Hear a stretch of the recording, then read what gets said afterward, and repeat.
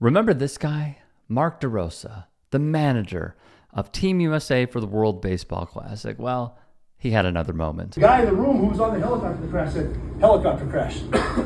Now, I go, "Oh my God, what helicopter crashed?" I assume we had more coming to help us. He said, "Bro, our helicopter crashed in the front yard. You probably walked right past it." All right, that makes sense. As we're saying this, it's starting to register. The sniper who was outside with the dog, he's going around the compound twice. He didn't know they crashed either, so he got to the point where the pilot pinned it to the wall. He sees it, gets on the radio, and says, "Guys inside, be on alert, okay? They're definitely ready for us. They have a training mock-up of our super secret helicopter in their front yard." So the boss came on and goes, "No, jackass, that's ours because we crashed." And the sniper goes, "Yeah, that makes a lot more sense than the shit I was just saying." That's another important thing. I said some fucked up shit. Let's get over it. That guy giving a speech to Team USA was Robert J. O'Neill.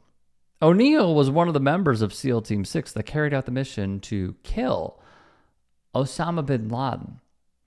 There's some controversy around him being the guy who capped Osama, him speaking on it, breaking the code. We'll get into that momentarily. But what I want to show you is this.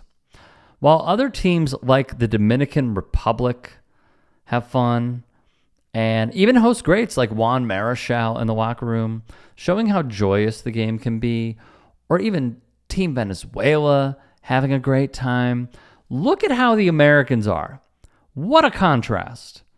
And it's almost embarrassing to see, but not too surprising, knowing baseball culture in this country and also some of the doofuses that are on this team, like Bryce Harper, giving terrible comment after terrible comment after terrible comment. Alex Bregman being on his phone. Aaron Judge just sitting back. These guys are boring in comparison to how the world celebrates this great game and America's pastime. Now for O'Neill. Hey, what is up? This is Robert J. O'Neill. It is Ash Wednesday, and episode 161 of the Operator Podcast is now available. Average Duck Dong, because it's John Hughes' birthday, and do some digging if you know you should know, and some conspiracies about some of our favorite movies. He is besties with Newsmax hosts, and he's insane. When cultural historian of religion Nathan Lean tweeted above Alabama Senator Tommy Tuberville, former football coach, putting forth his bigotry for everyone to see, Lean tweeted, "I've studied Islamophobia for more than 15 years, and I've never seen it as explicit, unchecked, and out in the open as it is today on this platform. Disgusting stuff. Tuberville should be censored and run out of town." Yeah, he absolutely should. But O'Neill would see this and tweet 2 words, "Ha, gay." Role model stuff here from O'Neill. When he saw male influencers supporting Madam Vice President Kamala Harris, he would, and this is like the Harry Sissons and the Dean Withers and the Parkers, it doesn't matter how you feel about them, because this next comment from O'Neill is uncalled for. "You're not men." Direct quote. "You're boys. If there was no social media, you would be my concubines." This is a grown man tweeting this about like 20-year-olds. It's weird.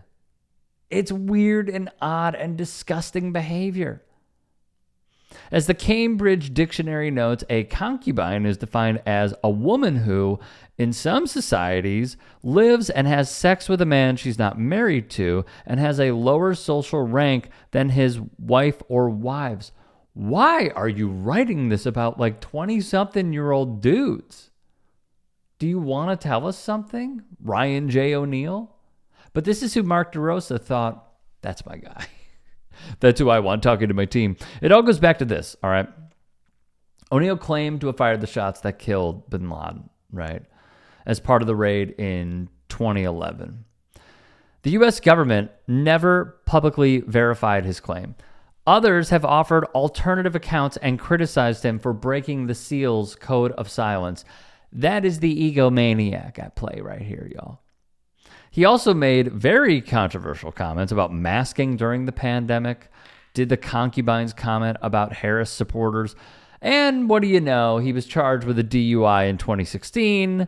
He'd be arrested on misdemeanor charges of assault and public intox in 2023. Still, he keeps getting himself in hot water here. When Ilhan Omar would tweet something, he wrote, "You're sort of American." A clear dog whistle for everyone in MAGA who sees someone like Congresswoman Omar and says, "Oh yeah, she's brown and she's got a weird name and she wears something on her head. She can't be American." What an absolute buffoonish bigot that Mark DeRosa not only platformed, but gave the rah-rah speech to his team. This is who you should look up to. This is who you should draw inspiration from. A freaking joke. He supported the president with his efforts in Iran. By the way, whether Mark Wayne Mullen knows it's a war or not, still TBD. He also wrote for absolutely no reason, "I love hockey. If LeBron James got a tooth knocked out, he'd need pallbearers." There's two givens, by the way. If you just attack them out of the blue, that are red flags. Maybe three. Muhammad Ali, Colin Kaepernick, LeBron James. If it is just completely out of left field and you go, "Yeah, you know who else? I hate LeBron," but you can't give a reason why, or if it's in this context, it is a tell. He even attacked David Hogg following the Marjorie Taylor Greene trend. And yet you all should see the theme. I know that you probably do. Incredibly, he's too dumb to see it all. He's too dense. He has too few brain cells to tweet something like, "We have more gold medals in men's hockey this year than we do arrests for clients of Jeffrey Epstein. 1. Brother.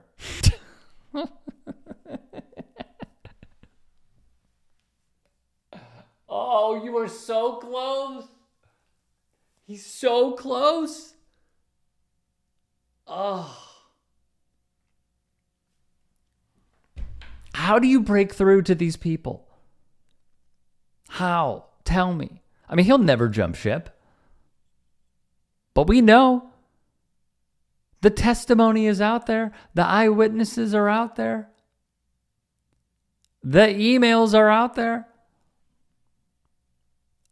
And he tweets this, still supporting that guy as president. Wow. So, Mark DeRosa, what is this all about and how did it happen? Hi, Mark. I was just wondering whose decision was it to bring Robert J. O'Neill in to talk to the team, and what would you say to anyone who disagrees with the idea? Well, that was my decision to bring him in. And he was brought in actually a couple of days in Houston. It wasn't before the Canada game. I think for me, there has to be, you never want it to get lost why you're doing this, whatever that why is. And a lot of people, like Paul Skeen said to me when he signed up for this, "I want to do this for every serviceman and woman that protects our freedom." And that's why we wear USA across our chest. I just thought it would be like a time to kind of redirect and get those guys to understand that although this is an unbelievable event and you're getting a chance to share a locker room with the game's greats, there's a reason why you're doing it and a reason why people protect our freedom at night. And I just wanted to honor that. So that's why he came in to talk. There you have it. It was the manager's decision, as he willingly admits, to bring in this guy. Incredible. The Team USA baseball team is disgusting. In the Team USA clubhouse before their game versus Canada, they invited a guest speaker to try to pump up the team. You would think the guy they'd want to have pump up the team would be someone like Derek Jeter, who played for the team in 2009 and was their team captain, right? Well, they actually had Robert J. O'Neill give a pregame speech to the USA team. Now you might be asking yourself, who the heck is Robert J. O'Neill? He's the guy who told Harry Sisson on Twitter, "You're not men, you're boys. If there was no social media, you would be my concubines." What a weird thing to say. No wonder Robert's a big Trump supporter. Robert was also in the Navy SEAL Team 6 and claimed to be the only one that eliminated bin Laden. Claims that are heavily disputed by his group. Keep in mind, the core of the SEAL's ethos is, I do not advertise the nature of my work, nor seek recognition for my actions. Because Robert is incredibly sue-happy and loves to sue people that claim he's a Navy grifter and loves to exaggerate his stories and actions for more money, I'm not going to say anything about it, and I'm definitely saying that he's not doing any of those things.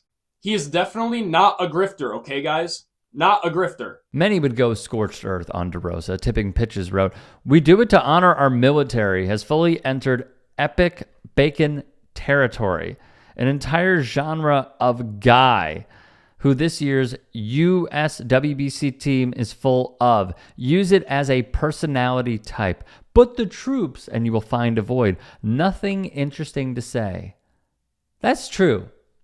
Because this is a militarized team, as I'm going to show you. Higgins says, awe-inspiring how dumb this guy is.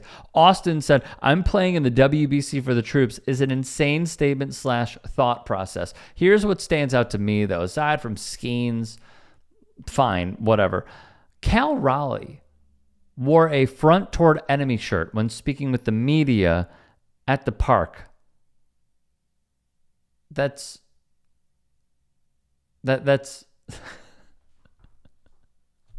that's put on explosive devices. The symbolism is uncanny at this point. You have Fernando Tatis Jr.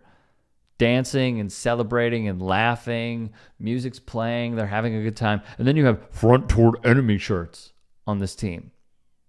Why are they doing this simple? It's how a large part of the electorate feels, and Americans are just furious all the time. And the only way that we, a bloodthirsty nation, carries out whatever mean-spirited, intrusive thoughts we have is through violence. I'm happy to see that the polling for war in Iran is low. It should be at 0. Us kidnapping another leader should not have much approval. But this is what we do. This is what we've always done. From the Native Americans to now, we are a bloodthirsty country. And Team USA, the WBC, can't even hold back. Jed saw the O'Neal video and stated, "American war culture, is so strange. Dominican team are in there dancing, blasting music. U.S. have a guy that shot Osama 15 years ago giving a speech. Why? Why?" Alex added, "American culture and identity is war and violence. It's not joy, it's not community, it's not music, it's perceived power. Team USA Selly is a military salute. It's weird. Nothing has been clear this entire tournament when compared to other countries." Luke Thomas, a veteran, also weighed in. "After 9/11, there was a concerted effort by American society to not reject vets and the military in ways the country did after Vietnam. But now we're so ingrained with military worship, and it's in every part of society that it has become the culture itself." Bingo. If you can and are willing, please become a paid member here at TYT Sports. And or go to tyt.com/join. In addition, you can follow me on Twitter, Instagram, and TikTok. Appreciate it. Have a great day.